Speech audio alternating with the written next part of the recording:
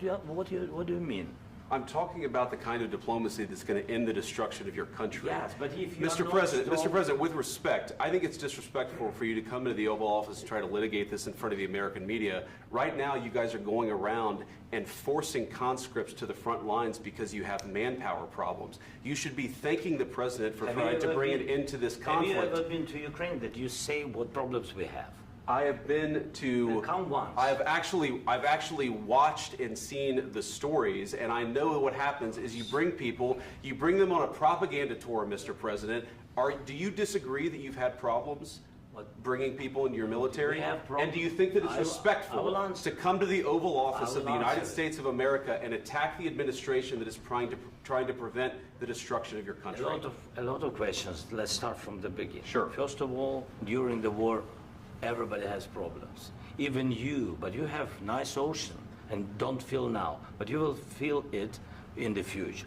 God bless. You don't know that. God bless. You don't God know bless. That. You will not have a war. Don't tell us what we're going to feel. We're trying to solve a problem. Don't tell us what we're going to feel. I'm not telling you. Because you're in no position to dictate that. That's Remember exactly this. what You're in no position to dictate what we're going to feel. We're going to feel very good. You will feel influence. We're going to feel very good and very strong. You will feel influence. You're right now not in a very good position. You've allowed yourself to be in a very bad position, and he happens to be right about it. From the very beginning of the war. You're not in a good position.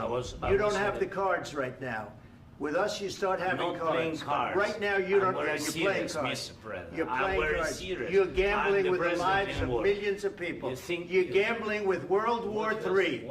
You're gambling with World War III. And what you're doing is very disrespectful to the country, this country.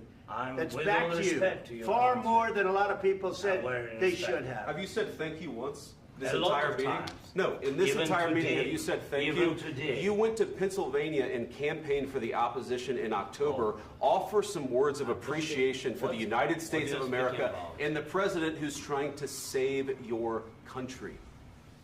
Please, you think that if you will speak very loudly about the war, you can... He's not speaking loudly. He's not speaking loudly. Your country is in big trouble. Can I Wait a answer? minute. No, you've done a lot of talking. Your country is in big trouble. I know. You're not winning. I know. You're not winning this.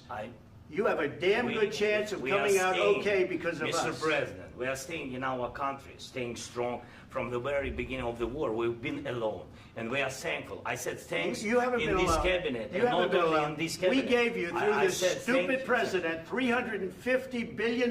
You voted we gave for you your military equipment, You and you voted men for are your brave, president. but they had to use our military. What about West? If you didn't have You our invited military me- equipment, You invited if me you to didn't speak. have our military equipment, this war would have been over in 2 weeks. In 3 days, I heard it from Putin. In 3 days, this is something Maybe new. less. In 2 weeks, of course, yes. It's going to be a very hard thing to do business like this. I Again, tell you. just say thank you. I said a lot of times thank you to American people. Accept that there are disagreements, and let's go litigate those disagreements rather than trying to fight it out in the American media when you're wrong.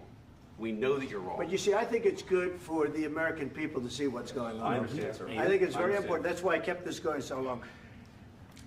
You have to be thankful. You don't have the I'm cards. thankful. You're buried there. Your people are dying. tell you You're again, running I low know. on soldiers. Don't- Listen, don't please, you're running Mr. low on President. soldiers. It would be a damn good thing. Mr. And President. then you tell us, I don't want a ceasefire. I don't want a ceasefire. I want to go, and I want this.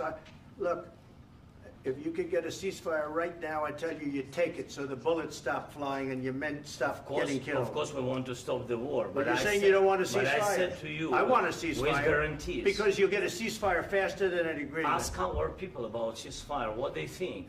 That wasn't doesn't with matter me. for you what- That what wasn't this with me. means. It That was wasn't with with you. a guy named Biden who was not a smart person. This That is was your, with, this that is was with your Obama. president. It was your president. Excuse me. That was with Obama, who gave you sheets, and I gave you javelins. Yes. I gave you the javelins to take out all those tanks. Obama gave you sheets.